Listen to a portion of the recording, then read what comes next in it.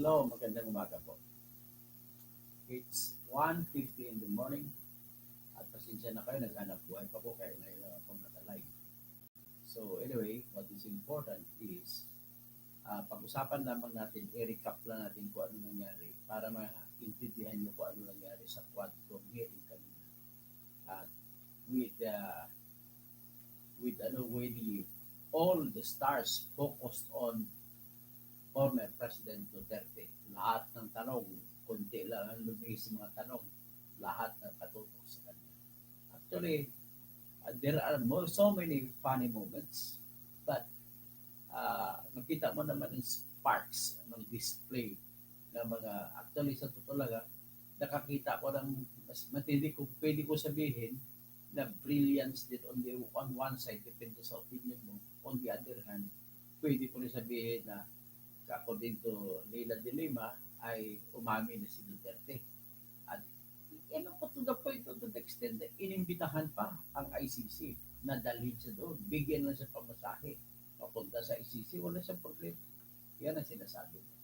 So, with this in view, with this in full view, salamat At ngayon ko lang nalaman, kulang pa lang telephone ko, microphone.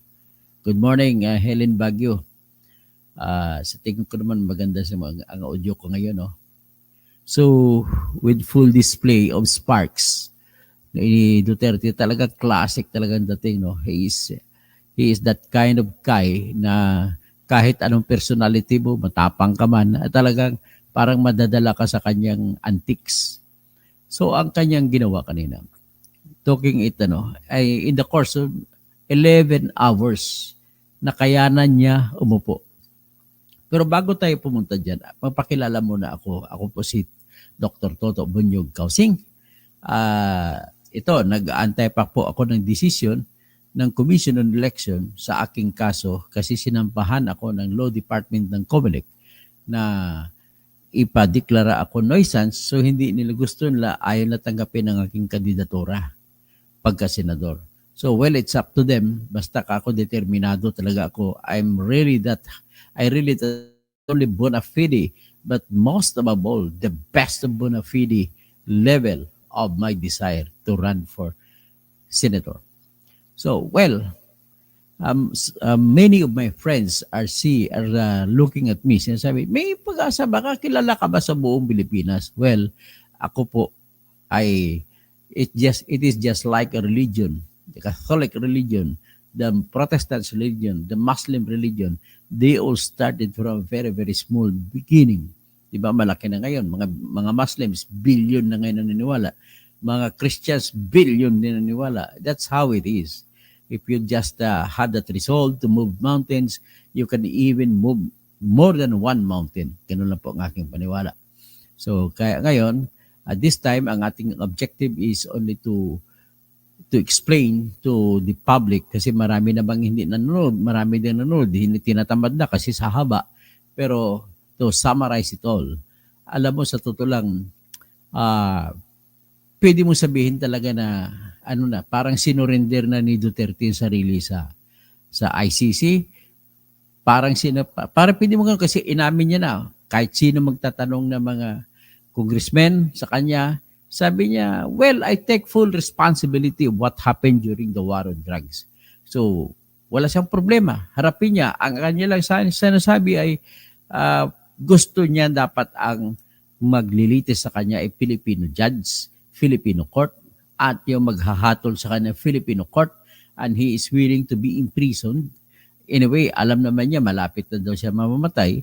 He is willing to die. Pero at one point, during the discussions in the Quadcom, nagsabi rin siya na okay rin siya, pwede rin siya, bubuluntir siya, papunta siya sa Dahag. Dadalo siya sa trial ng kanyang kaso laban sa kanya sa ICC. So Dahag kasi yan ang capital, parang Manila sa Philippines. Ang sa Netherlands, ang capital nila lugar ay Dahag. So yan, masarap ang bilangguan doon kahit na mamatay na ako doon. Yan sinasabi niya. So, with this, ang na-focus din ng isang attention ko doon sa isang portion, yung kanyang antique with the Trillanes. So sa kanya kay Trillanes, si Trillanes naman pala ay inimbitahan ni Congressman Teves ng Bicol na umupo at ipresenta ang kanyang ebidensya. Yung ebidensyang dala ni Trillanes ay yung mga listahan ng mga bank accounts ni Sara Duterte, ni Duterte, ni Sebastian. Yan ang dinala niya. Pinakita niya doon sa Quadcom. Ang problema lang doon, siyempre, kinwestiyon naman sa kanya na may mga congressman din kumwestiyon. Saan mo kinuha yan? So sinabi niya sa kanyang during the campaign in 2016 ay kinuha niya sa isang tao na nagbigay sa kanya. But then, ang problema lang ay talagang walang source. So ibig sabihin, pwedeng invento. Kasi ginagawa, nilista-lista lang. So ngayon, ang nangyari doon sa hearing ay hinamon ng congressman si Digong Duterte. Willing ka ba pumirma na i-waive mo? Payagan ka, bubuksan ang iyong bank accounts. Pumirma siya. Walang problema kahit ngayon. Ang gusto ko lang is may isang kondisyon. Sampalin ko lang dito sa harap nyo ngayon si Trillanes. Tigil naman agwan. Tigil naman. Lagi lang nag-recess. Lagi nang suspend ng session ang Quadcom committee kanina. So lagi lang na siya.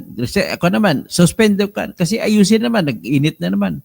So mainit talagang ulo ni Duterte kay Trillanes. Si Trillanes pa naman ang aking kandidato diyan sa Caloocan City. Kaya nga ang kalaban niya diyan si Along Malapitan. Okay, si mga kaibigan ko, mga naniniwala sa akin, hindi ko na babanggitin kasi baka mahuli kayo ng mga ng mga spy dyan at hindi na kayo mabibigyan ng ayuda. So, may ayuda man kayo o wala mula kay Malapitan, iboto nyo po si Duterte. Si Duterte, hindi, si Trillanes pagka-mayor. Okay? So, anyway, ang ating pag-usapan dito, nais ko lang din iklaro sa inyo. Ito, natutuwa lang ako sa hearing kanina, number 1. Natutuwa ako dahil at least hinarap ni Duterte.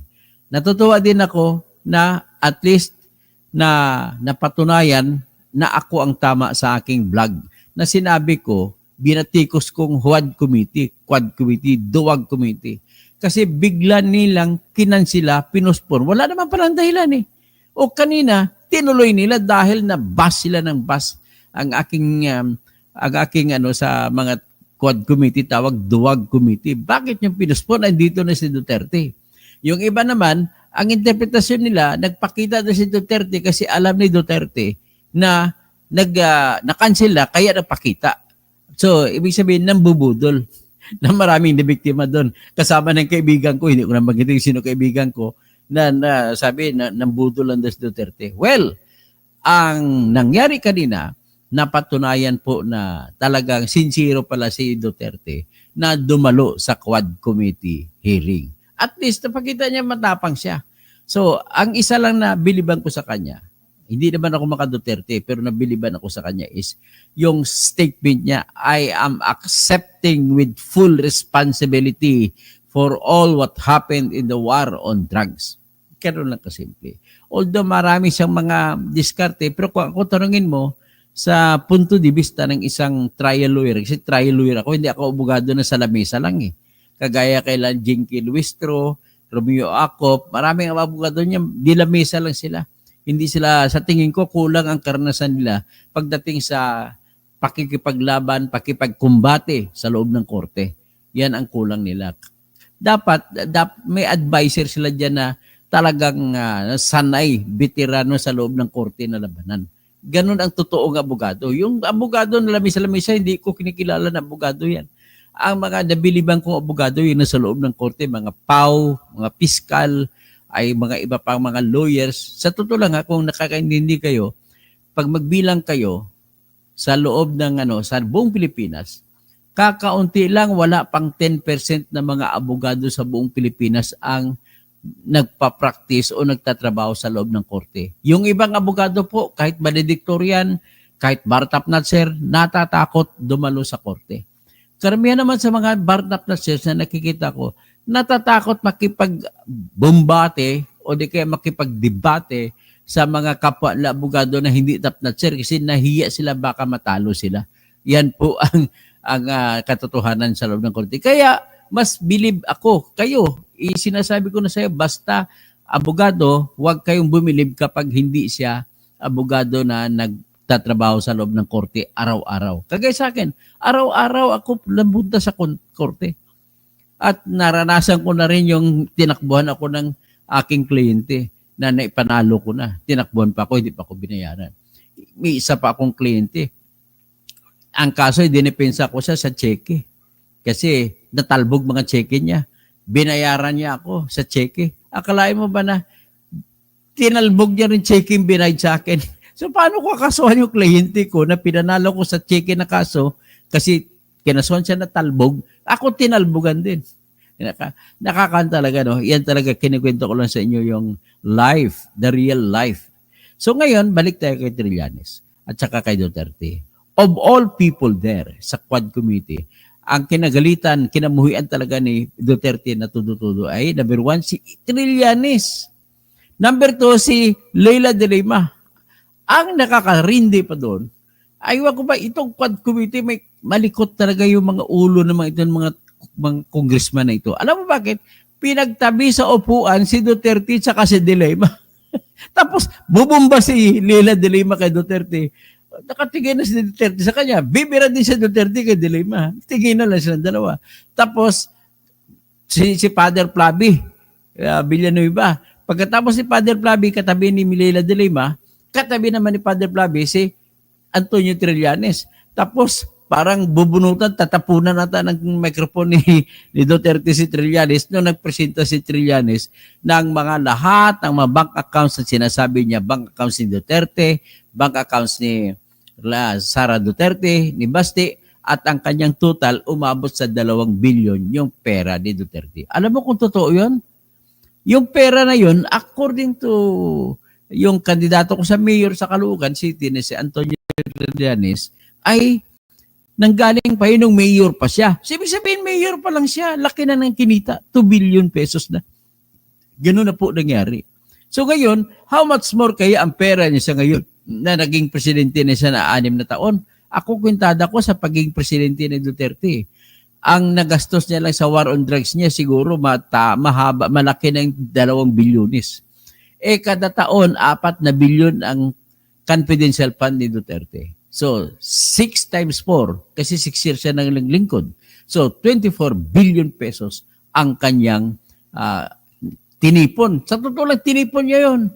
Kung paano naman pinaliwanag ni Sara Duterte ang kanyang confidential fund na sa pamamagitan ng walang klarong resibo kung ano-ano mga nilalagay. May binayad sa isang restaurant ng pangalan ay Mary Grace Piato. Yung Mary Grace restaurant, ang Piato, kain snacks. So, ibig sabihin, kung ako honest opinion ko, malaki pong kinita ng mga Duterte. Ganun ang honest opinion ko. Next is, ang honest opinion ko dyan. Talagang guilty dapat si Duterte sa binatay ng mga 30,000 dyan.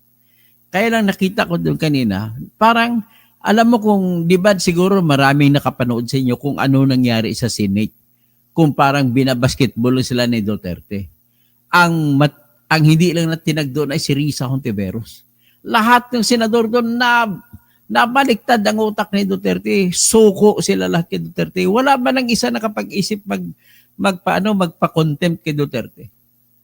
Si Risa lang talaga matapang din magtanong. At least dahil kay Risa Hontiveros, umamin din na kasi Duterte na siya, polisiya niya yun.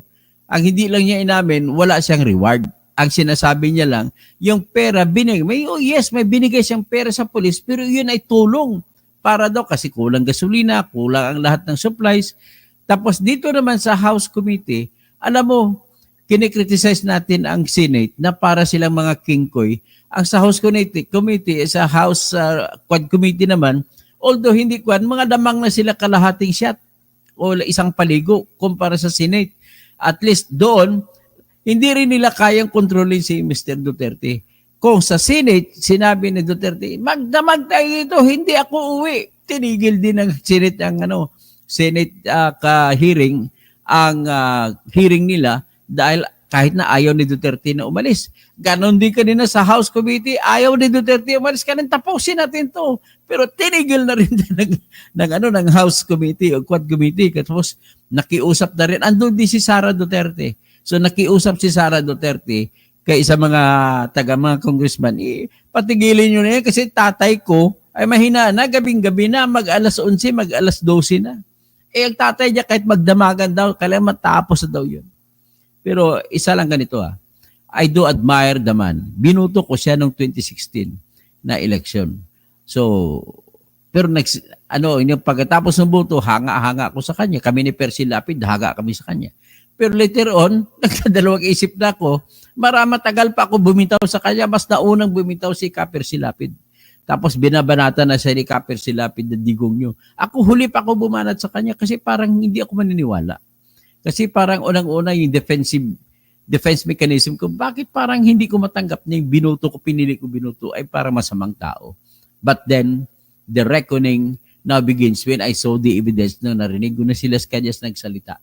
Narinig ko na si Matubato nagsalita at nakita ko na maraming mga ebidensya, mga bata nagsimula na umiiyak, may mga batang namatay. At nakita ko yung kaso, nabasa ko yung kaso ni si Murillo na nakaligtas lamang sa pinatay siya, ang apat niyang kasama ay pinatay ng pulis. So, really, the truth of the matter is, kahit ano pa, ang problema lang natin sa ngayon, ebidensya. Pero but then, the belief is beyond doubt. Sa ngayon po, naniniwala ako. The belief itself it is true that indeed Duterte must be found guilty. Hindi pa sapat ang kanyang katawan pambayad sa mga pinatay. Never. Hindi dapat ginawa yun. Ang kanyang depensa lagi, yes, ina-admit ko yan. Kasalanan ko yan. Kung ako, responsibilidad ko yan. Pero, alam mo kung ikaw ay trial lawyer, nakikita mong kining niya kasi fiscal siya, trial lawyer din ang fiscal kasi. So ang style niya, pinapakagat niya ang mga tao. Inaamin niya, sige ko. Pero ang kanyang pinaka-final na depensa na nakikita ko ay pagdating sa ICC, sabi niya, bakit? Wala naman ako personal doon nang pumatay mga yan Wala naman ako doon. Basta ang billing ko sa kanila, pag lumaban, pag nanlaban, patayin nyo.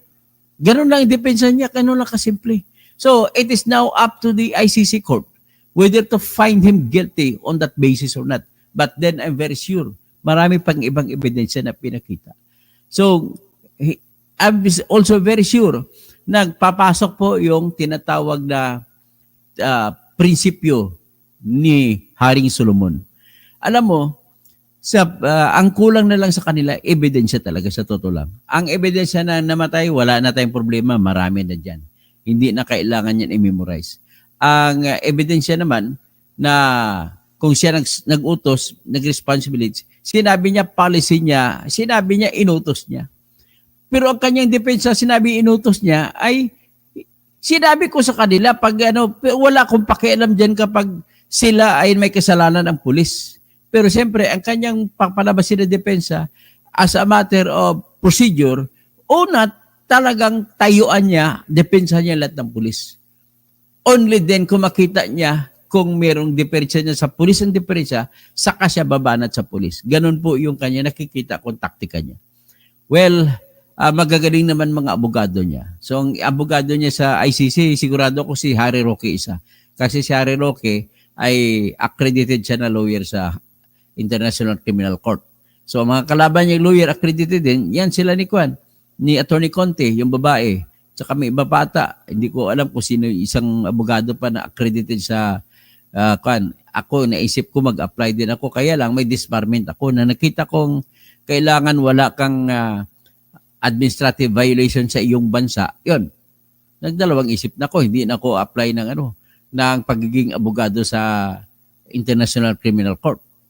Sana kung wala sana yun, gagawin ko na lang ngayon ay magsasampa na lang ako ng petition sa Supreme Court na bigyan ako ng clemency at itama yung parusa sa akin. Kasi ang tamang parusa sa akin, base naman po kung talagang may kasalanan ako kung may talagang kasalanan yung pag-post ko sa Facebook na pinost ko sa Facebook na inaakusahan ko yung congressman namin sa aming 2nd district sa South Cotabato na nagnakaw ng 226 million sa kontrata sa pagbibigay ng pagkain para sa mga maranaw na mga bakwit diyan sa Marawi City, ay kung kasalanan yon ay maximum na aking suspension lang. So ngayon ko na matagal na ako, magdadalawang taon ako na disbarred ngayon. So ibig sabihin, baka pagbigyan naman raw ng Supreme Court. Ngayon, ang aking basihan po, ganito po. Noong panahon na dinisbar ako ng Supreme Court, wala pa yung bagong batas. Ngayon na nadisbar na ako, nagkaroon ng bagong batas sa Supreme Court na sinasabi sa parusa, kapag ikaw ay may bagong kasalanan, at kung dati ka na may kasalanan, kasi dati kong kasalanan, may 1-year suspension ako sa pag-publish ko rin sa Facebook ng kaso na annulment ng isang lalaki na pinakasalan ng aking kliyente na OFW na umiyak. Pinakasalan niya na mayroon na pala siyang asawa. At to top it all, ang ginawa niya, hindi pa siya nabigay ng sustento. So kinasuhan ko rin yung lalaki, maliban sa nag-file din kami ng bigamy at saka criminal case ng bigamy at nagsampa rin kami ng VAUSI. So criminal case na VAUSI, yung Violence Against Women and Children Law. So doon, nanalo ako sa 2 kaso. Doon naman, kinasuhan ako balik nung sa pa-suspension, nasuspindi ako 1 year. Kasi ang kasalanan ko lang, nilabag ko ang sekreto, batas pala, na dapat sekreto yung mga kaso sa family code. Kagaya ng annulment, dapat sekreto, hindi ko dapat pinapublish sa Facebook. So, yun ang kasalanan ko. So, anyway, that's water under the bridge now. At ang kasunod ko naman na tinuturo sa aking kasalanan ay yung pinablish ko na sa Facebook, yung isang aking reklamo na plunder na hindi ko pa naisampa sa ombudsman, pero naisampa ko na rin. Hanggang ngayon, nakabinbin pa rin sa ombudsman. So anyway, after that, ngayon may bago naman binalabas ang bagong batas ng Supreme Court na kung mayroon kang dati at may kasalanan ka ngayon, suspension lang ang parusa mo, doble. Ngayon, yung pangalawang kaso ko, hindi naman ako suspendido doon. Bakit? Kasi nag-decision pong Integrated Bar of the Philippines na Board of Governors na nirekomenda lamang na reprimand lamang parusa sa akin. Ibig sabihin, topic sa balikat. Pero inangat na Supreme Court sa disbarment. Ngayon, kung gagamitin ko bagong batas sa Supreme Court, hindi ako dapat disbar. Kaya yan aking pag-asa. So anyway, play natin yung mga palitan nila ng kanila ni Trillanes at saka ni Duterte. Galit na galit talaga si Duterte kay Trillanes. Ito po yun.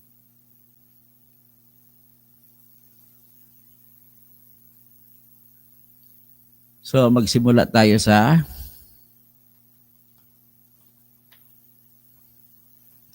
sa 7:42 seconds.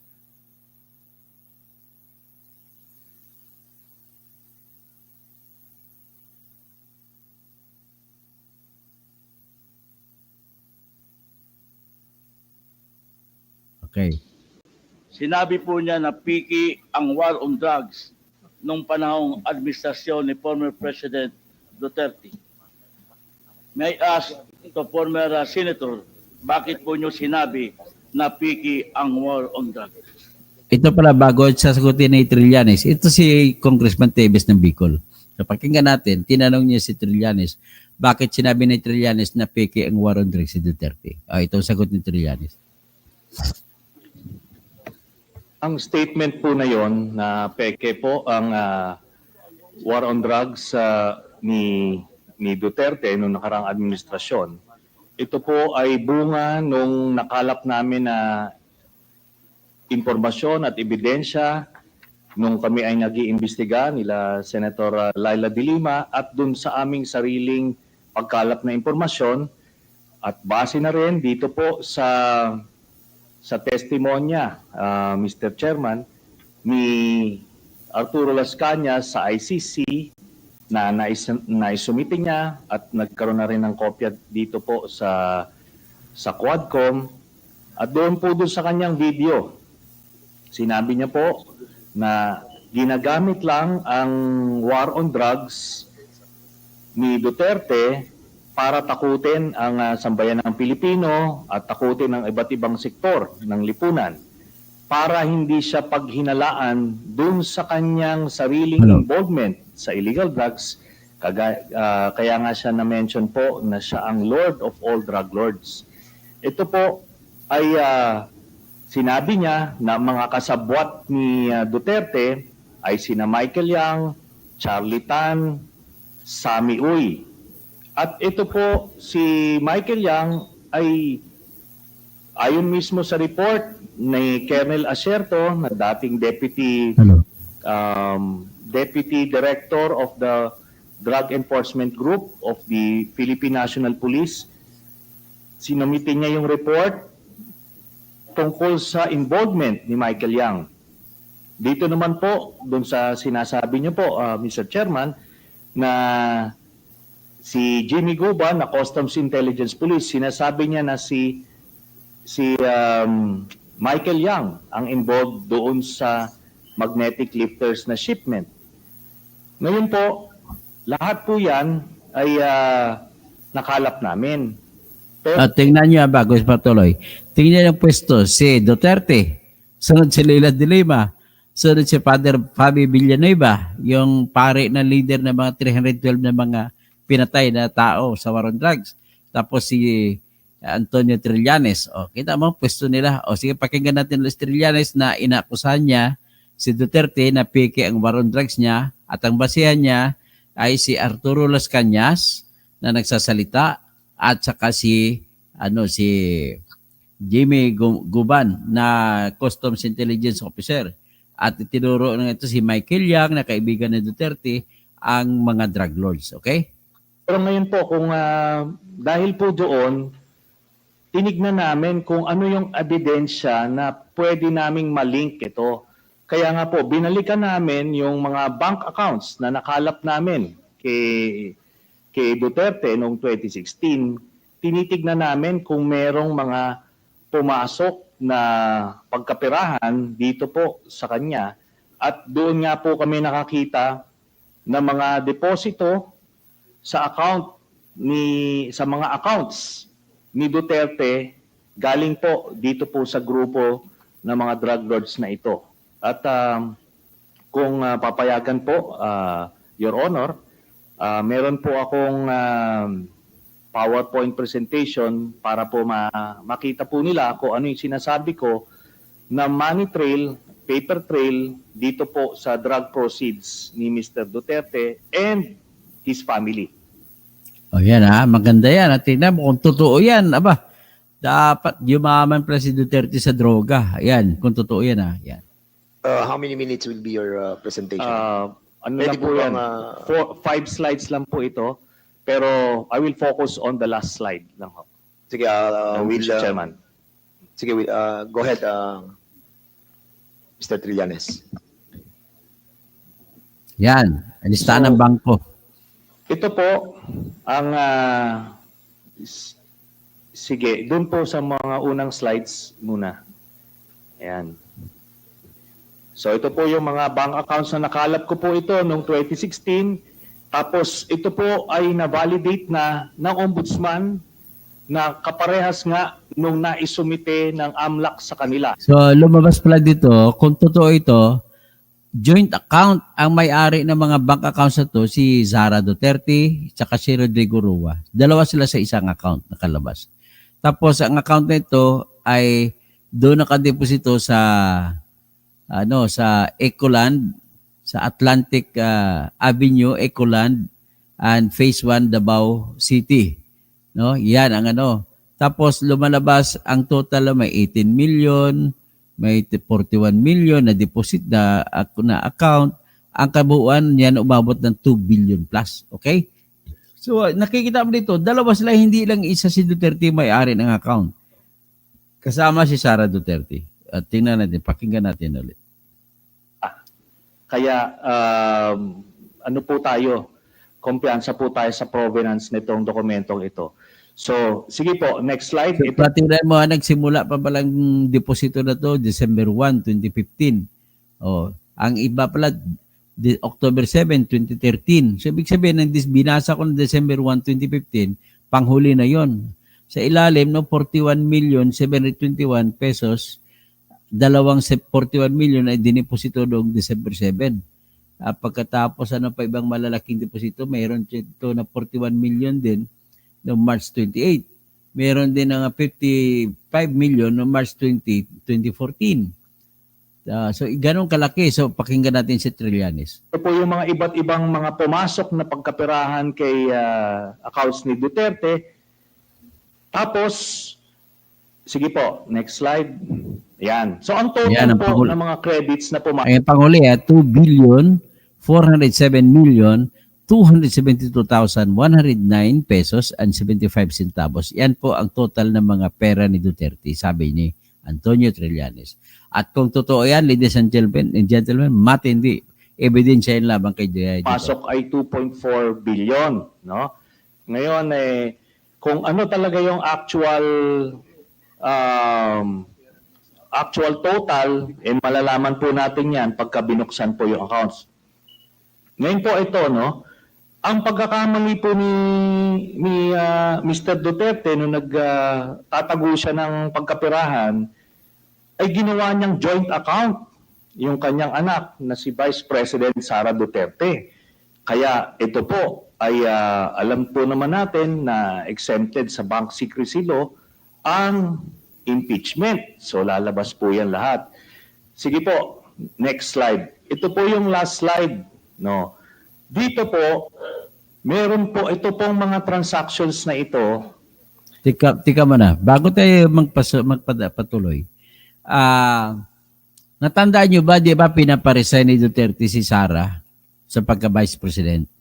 So, maaring, yun ang dahilan kung ang dahilan bakit pinaparesign niya para hindi magkaroon ng impeachment at hindi mabusisi ang pera lang sa bangko kasi kasama niya si Sara bilang isang account. Ngayon, pag tinignan mo, pinipresenta ni Trillanes yung ibang mga accounts, itong ibang account owner ay si Hanilet Abansinya, yung kanyang bagong asawa na may 42 million ang kabuuan. Tapos si Paulo Duterte may 19 million. Tapos si Baste ay may 41 million. Tapos si Digong ay 15 million din. Tapos kay Sara, 14 million. So tingnan natin. Meron pong kay Vice President Sara, meron po kay Duterte, meron po kay Baste Duterte, meron kay Pulong Duterte, at meron po kay Hanilet Abansenya. Ito pong mga ito ay mga managers checks under their name na ang origin po ng account ay yung isa dun sa mga drug lords na minention ni Las Cañas na si Sammy Uy. Ito po,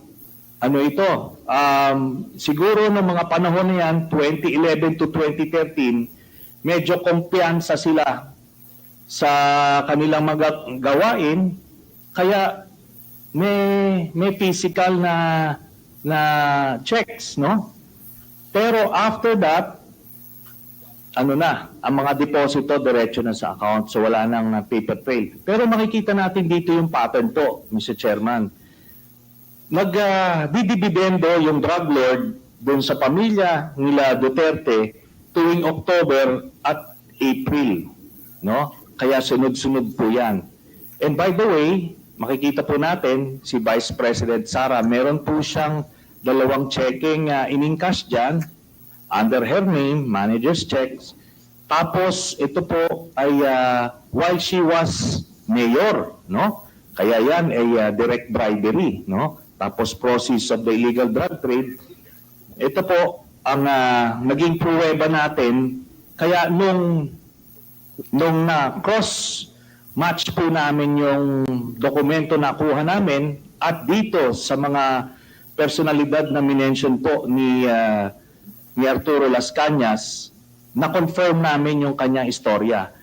Nakita niyo po dyan, si Duterte, pareha sila ng amount na in-encash, no? Tapos, itong mga anak, sila Baste Duterte, ayan po, tagte 10 million every 6 months. Kay Pulong Duterte, meron din. Ngayon po, lahat ito ay hawak yan ng mga bangko mismo.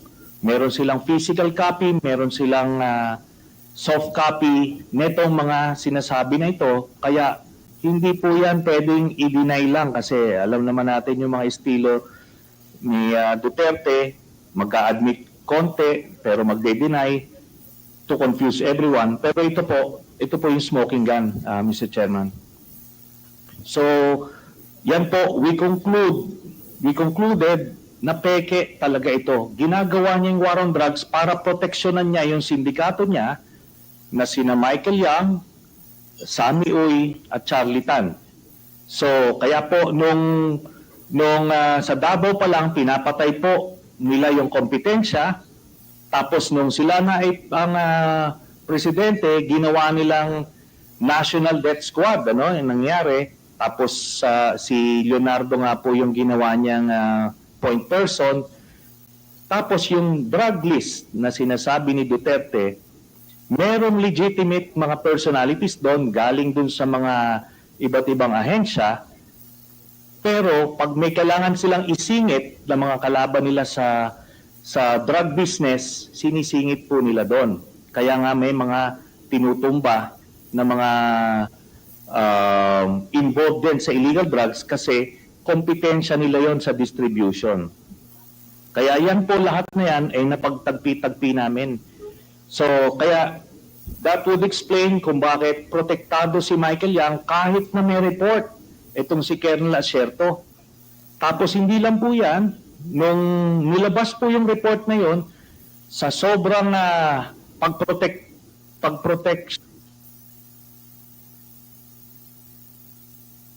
Naputol ah. For me, Mr. Chairman, I am not a lawyer. Ito, tinanong na ngayon ni Karaps Paduano, na sinasabi niya. si Trillanes. Ano po, ako po, Acquired legally. It was just a lot of questions. You have the floor, Congressman Na- Paduano. Former Senator Trillanes testified that that document was not acquired legally.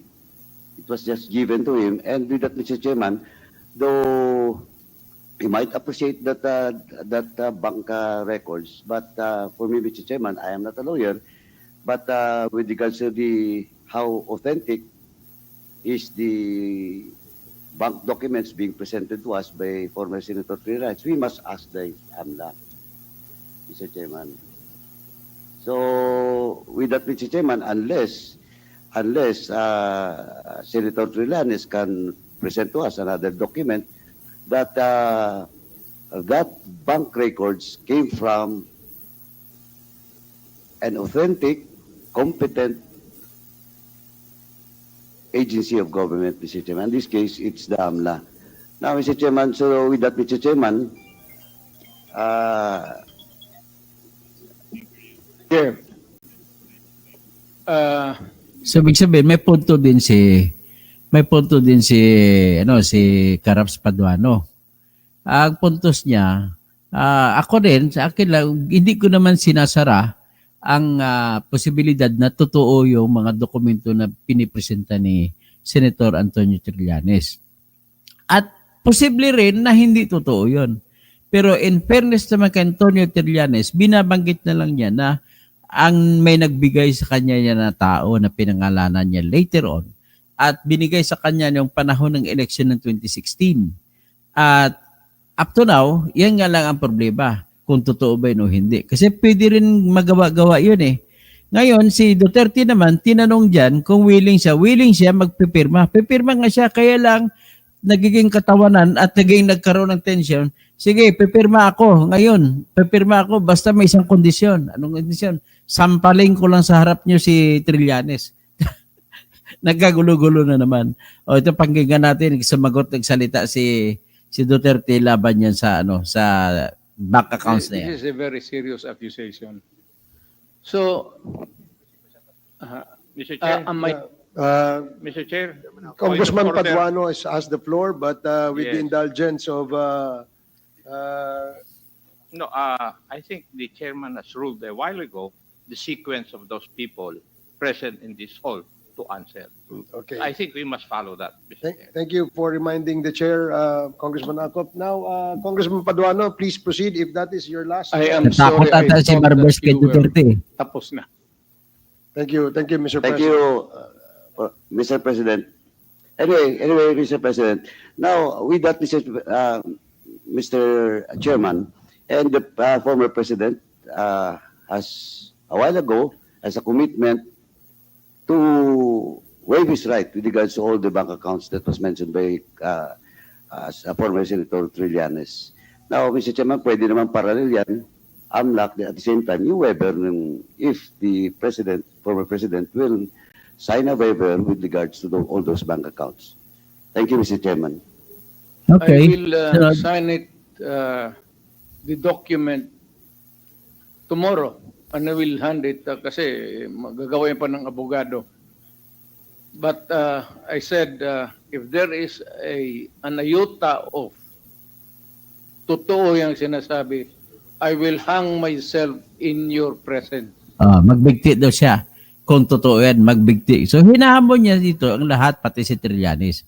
O, kita mo, napatabon sa tainga si Leila de Lima, nakatabi. O, tingnan niyo. I will invite you all to be a witness. Okay, thank you, Mr. Chairman. Congressman Paduano. Si Congressman Bong Teves, and then I will allow former Senator Trillanes after Congressman Bong Teves. Okay, Thank you, ano? Mr. Chair. My last question. Siguro naman, first, Mr. President, Ito nakakatawa ang sagot dito ni Duterte. Ang tanong ni Congressman Teves, ano na masabi mo ngayon, Mr. President, former President? Dati sinasabi mo na queen of drugs daw si Leila de Lima. So sinagot niya, bakit may ebidensya ka ba na sinabi ko yan? Parang ganun. Pagkatapos hanggat sa doon sa dulo, sinabi na ng korte, pinawalang sala na siya. Ano masabi mo?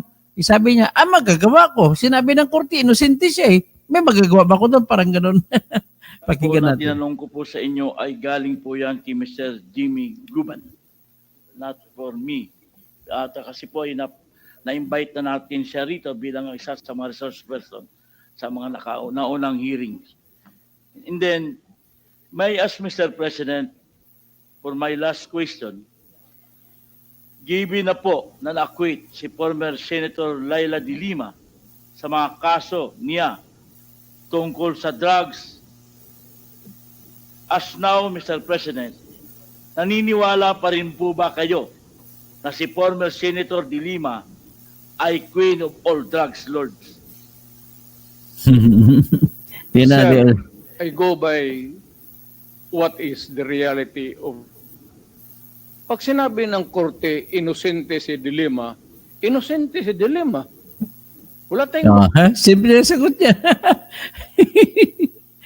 magawa dyan. Talino talaga itong kumag na to. Ang korte, guilty si Duterte, wala rin kayong magawa dyan. That's a democratic process. Ibig sabihin po, Wala.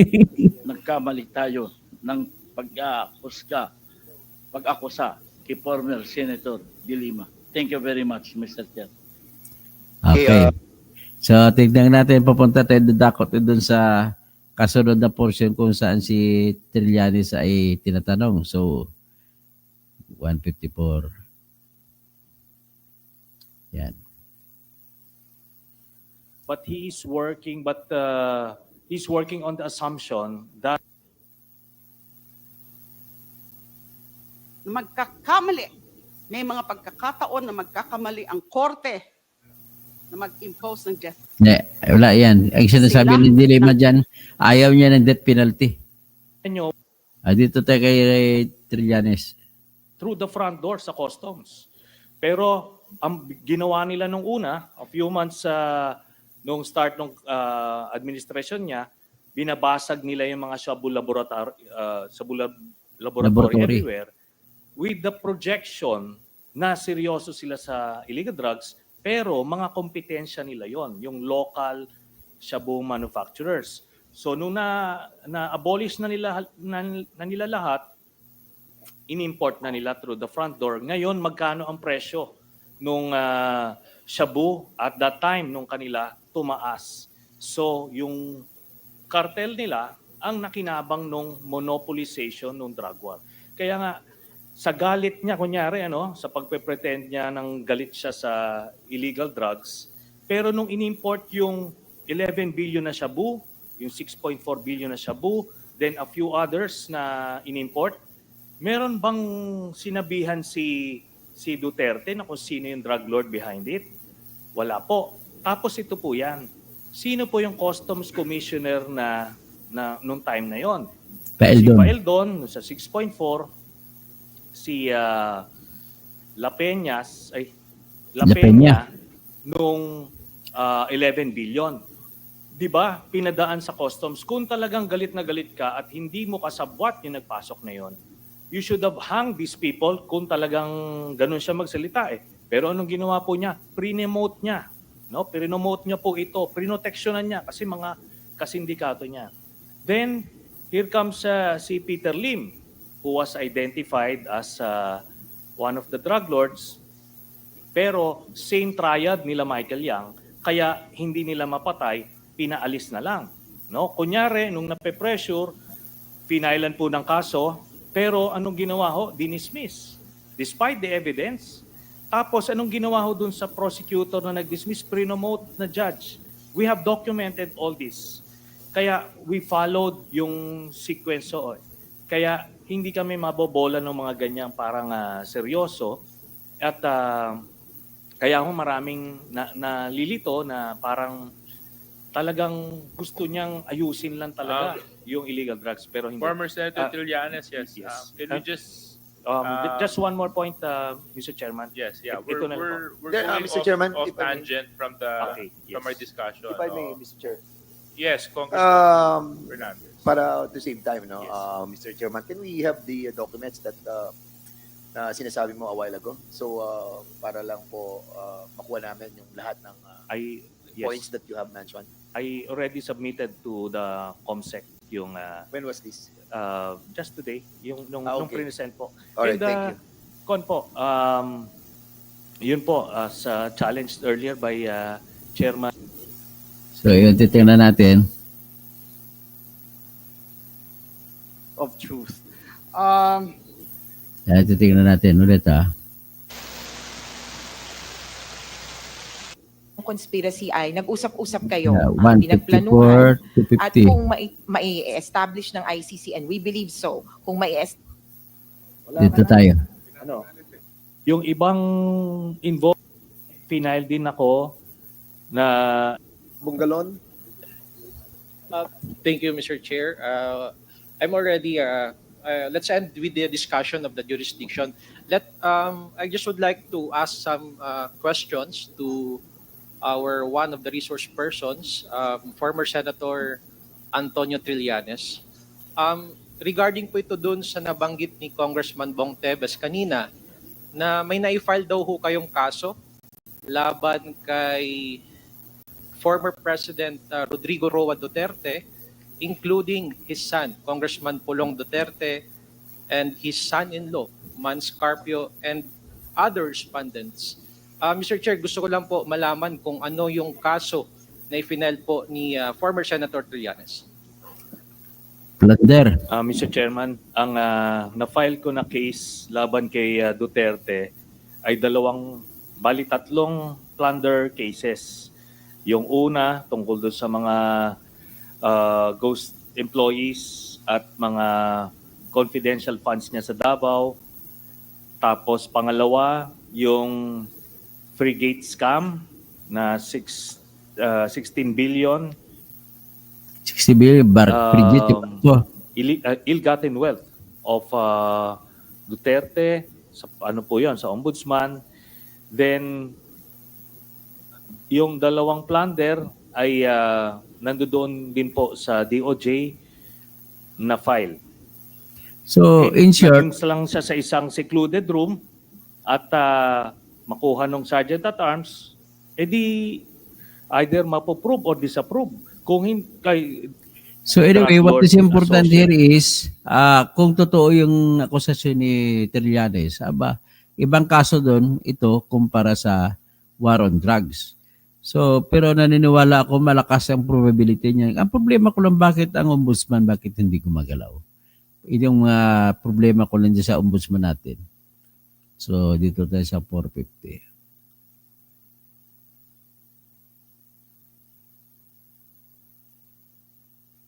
But punta tayo muna tayo dito ngayon. Si Congressman Ortega. Mayor. So hindi mo ako pwedeng malaruan kasi sir, ang totoo, I'm not trying to be funny. It may leave a bad taste in the mouth.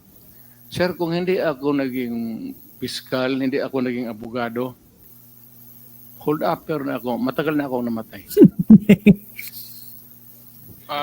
Mr. Chair, former President, nung pong panahon na, yun nga po, kayo yung Pangulo, parang syempre nakikita nyo naman po araw-araw yan sa news, nakikita po natin yung effects ng polisiya. Was there any attempt to improve or to correct the policy on the drug war or even the reward system during that time? Wala sir. Pagka ayaw kong nangyayari sa Sierra de Iloilo, for example, nakikita ko naman sa briefer yan gabi-gabi, yung crime situation, nakalagayan, Western Mindanao, Iloilo, gano'n. Kita, homicide, rape. Nakikita ko yan. So pagka umaga niyan, tinatawagan ko, tawagin mo yung chief of police. Ano nangyayari dito? Or, pag sinabi, sir, si Mayor, sa harapan niya, ito, sa harap ko, chief of police mo, na nagreklamo, iniipit mo daw, nakikialam ka. Totoo ba ito? Ayan, receiver kan. Si Jed Mabilog, yung mayor, Yun ang papaniwalaan ko. na nakikialam ko no sa operasyon ng polis. Mayor ng Iloilo, lahat na. Proceed tayo sa iba. Trillanes. Sinabi niya yan, sir. Mr. Chair, I'm addressing my question. Okay, thank you, Congressman Pakinggan na Ortega. si Congressman Hindi ako Raul Manuel. nagdi-deny, sir, na tinutudas ko yung kriminal. Hindi siya The nagdi-deny. next to interpolate is Congressman Raul Manuel. You have 10 minutes.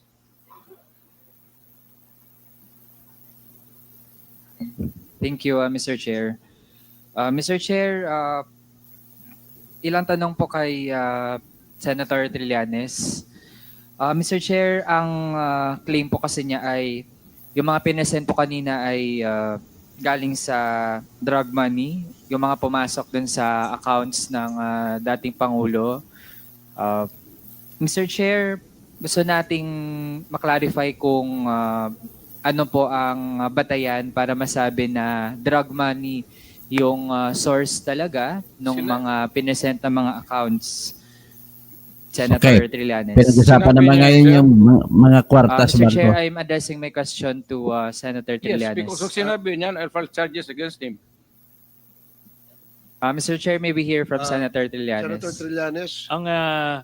Ang basihan po natin ay yung sinabi ni Arturo Las Cañas na mga drug lords na kapartner at pinoproteksyonan ni Duterte ay sina Michael Yang na kinoroborate ni Jimmy Guban at ni Colonel Asierto, si Charlie Tan na kasama dun sa 6.4 billion pesos shabu shipment, at itong si Sammy Uy na minention ni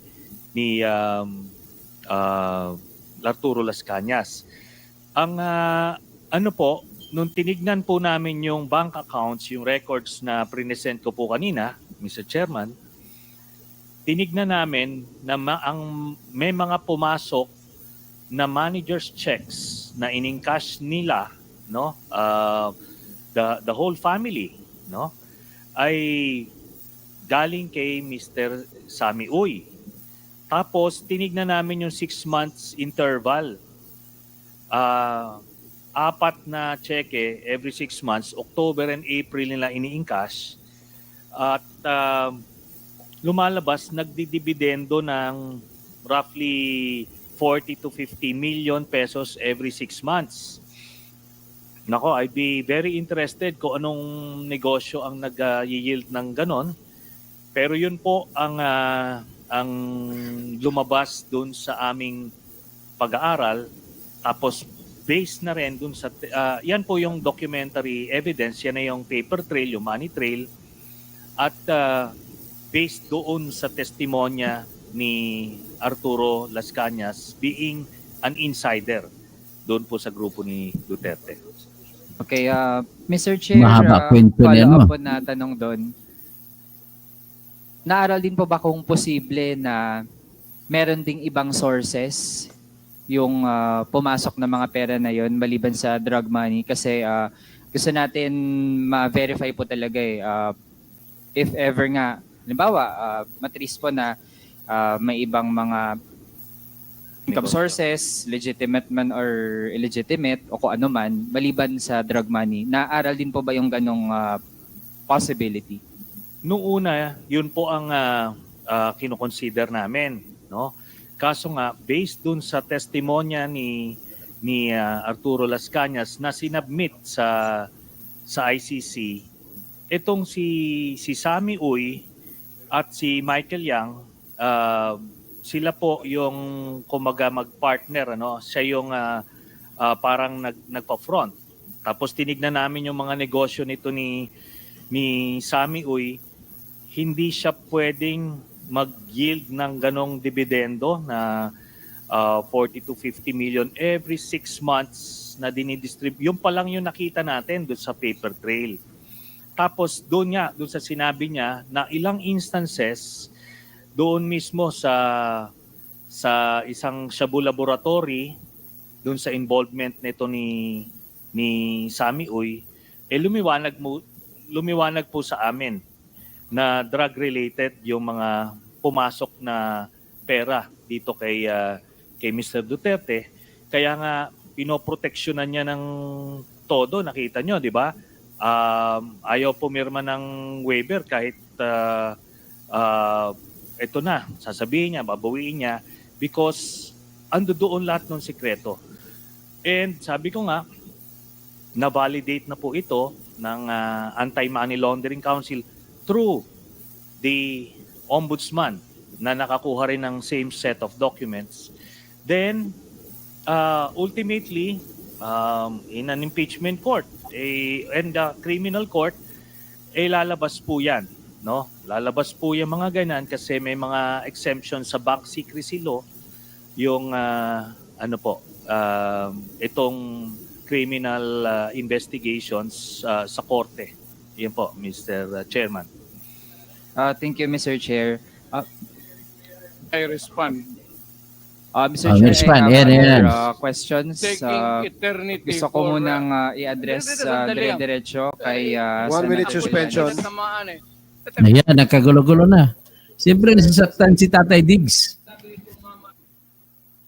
Kasi pinag-usapan yung 2 billion ng bank account. Suspended. Ayan, suspendido. Ulitin ko lang, kung pinasinta ko ang kabuuan ng Quad Committee hearing, makikita niyo dyan yung antik ni Tatay Digong. Parang pareho din na nangyari sa Senado na walang nagawa mga congressman. Hindi malang nakaisa doon si Caraps Paduano. Hanggang sigaw-sigaw na lang siya, hindi man lang niya pa-contempt si Duterte. Ayan, suspendido pa, nag-usap sila. So, ang style na lang ngayon ni Ace Barbers, kapag magmura si Duterte, sinususpend niya. Siyempre, nakita ko rin na may kinakampihan ni Ace Barbers si Duterte. So, para hindi siya makontempt, sinususpend niya muna yung hearing.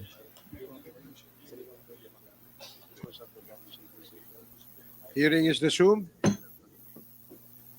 Mr. Chair, if the committee would like to hear first from the former president, I would indulge in that. Alam mo, bawal yan to reveal a bank account even Ayan, kakasuhan piso niya. lang yan or 1 Secrecy. billion. Bank secrecy Alam mo law. ba yan? You make it public here, Hindi mo ba alam that I could charge you for that alone? That single statement, I can send you to prison. I guarantee you. Hindi mo ba alam yan? Mr. Chair, if our resource person is done, hindi po tayo nathi-threaten doon. And Hindi in fact, Mr. nathi-threaten. Chair, Produce pinakinggan na the po natin. document. Mr. Chair, I have the floor. Suspension again. Ayan, kakampi na isberber si Juan. Digo. Kasi baka makontempt eh. Ayan, bulong-bulong si Dan Fernandez. Sa totoo nakita mo yung takot. Kasi mga tate kasi ng presidente si Duterte, sila mga kakampi rin kay Duterte. Si JJ Suarez, kumita yan kay Duterte. Si Elizalde kumita sa Parmali. Kumita sa laptop deal, 2 billion. Plant whatever you want to plant. Ayan. Tayo kung sabi So anyway, nauwi lang yan sa i-stop na natin to total mahaba-haba na rin ang tinahak natin. So at least nakita ninyo kung gaano ang sparks, no? Makita niyo kung ang lahat ng congressman diyan, lahat po may utang na loob yan kay Duterte kaya hindi sila makakapalag. Mga sip-sip kasi yan, mga balimbing yung mga congressman na yan, lahat sila. Nung panahon ni Duterte, namamayagpag, lahat sila member ng PDP laban. Ganon katindi yung mga congressman. So ngayon, parang babalik utang ng loob na sila. Akalain mo ng ibang mga testigo dyan, konting kibot lang, kulong kagad, konting kibot lang, lalo si Mr. Karaps, Mr. Contempt, Boy Contempt, kulong kagad. Pero kay Duterte, takot sila. Nako.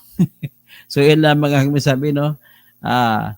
Tapos, in fairness naman sa mga maka-Duterte dito, kung ako tanongin nyo, no, sa totoo lang ito, nabilib ako sa kanya nung sinabi niya, tinatanggap niya ang responsibilidad. Mga namatay dyan, tinatanggap niya. At one point, sinabi niya willing siya pupunta mismo, pamasahian na, bigyan lang siya pamasahe, papunta siya sa ICC. Presenta niya sarili niya. Ano pa? Tapos, ibig sabihin din, so matotal is, willing siya na tinatanggap niya at alam niya, dama niya, halata ko na dama niya, mabibilanggo siya habang buhay. Ganun po. Ibig sabihin, kung ako naman tanongin nyo, this act, kung tanongin mo ako, lalong nagugustuhan at masusulid ang mga grupong DDS. Suportahan siya kung ganito kasi mayroon silang ipaglalaban na ang tatay digong nila isang matinong tao. Kaya lalaki, kaya tanggapin ang responsibilidad sa mga ginawa. Ganun lang. Sa kabilang banda naman, ay talagang tinitingnan siya na isang tao na hindi sapat ang kanyang katawan na ibabayad sa mga mahigit 30,000 na tao, 30,000 tao na pinatay. So parang gusto niya kung si Hitler ay pumatay ng 6 million Jews, si Tatay Digong naman ay gustong pumatay ng 6 million addicts taka tulak. Yan ang sa kanya. So shout out muna tayo ngayon at least Dr. Kausing, I greet there. I guess there is a DOJ committee back up for Quadcom is created already. Ay, ang DOJ naman wala namang ang tingnan natin kung anong gagawin ng DOJ. Kasi ganito maglaban-laban kasi ngayon yan yung authority over Duterte kay sa gitna ng DOJ o Philippine Courts at saka ICC. Ngayon kung pakialaman ng DOJ yan, mawawala ng visa yung ICC. Kaya dapat hindi na pakialaman. Ngayon, nagpalabas na rin po ng statement si Executive Secretary Lucas Bersamin na dating Chief Justice ng Supreme Court na isa rin sa Chief Justice ng Supreme Court na nagdesisyon nung sa Pangilinan versus Senate of the Philippines na kung saan ay tahasang dineklara ng Supreme Court sa panunulat ni Justice Marvic Lunin na ang ICC ay may jurisdiction kay Duterte. So, Jobs Chios, mabuhay ka, Senator Toto Kausing, more power. Miti Chill, Mariatan, Kins Makulit, no? 11 p.m. pa na rin, Ano ba, kita nyo naman, matanda na. Oo, 11 p.m. na, kan pa rin. Bumabanat pa rin. Siguro nakapintanil. Moreno. Takot talaga si Barber sa Kidutae. Malambot eh. Tama. Tana, lahat sila. Pati si Karaps, hindi lumabas ang kanyang tapang eh. Ranks lang. Tapos si Barber sa Tabanti, Pro Duterte, halata ba? Ranks lang. Si Trillanes lang, tsaka si Lilang anti-Duterte doon eh. Maricel Torres Vlog, proud of Tatay Digong. So, Betty Chill, tapos Toto Arscat, basura yan. Butuhin nyo yung mga taga-Caloocan na mayor para magkaroon naman ng mayor na siraulo. No, hindi siraulo si Trillanes. Ano ka ba? Basta kay kinakampanya ko mga taga-Caloocan, mga kamag-anak ko dyan. Mga kausing dyan, ha? Sila ni mga Quero family dyan sa may C3. Please, iboto nyo si Trillanes.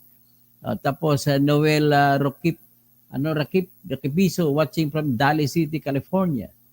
Tapos, Millions Ko Vlog, Sentry at Sendelima lang ang alam ko na nagpupursige, sugpuin ang illegal na gawain ni Duterte bago ito become extremely worst. Tama. Tapos si Mariatan, Honorable Ortega, very good question. Si Ortega kasi congressman yan sa La Union eh. Tapos sa mga Ortega dyan, sino kayang asawa ni Marcos nung una na Ortega family? May 3 anak sa dyan sa mga Ortega family.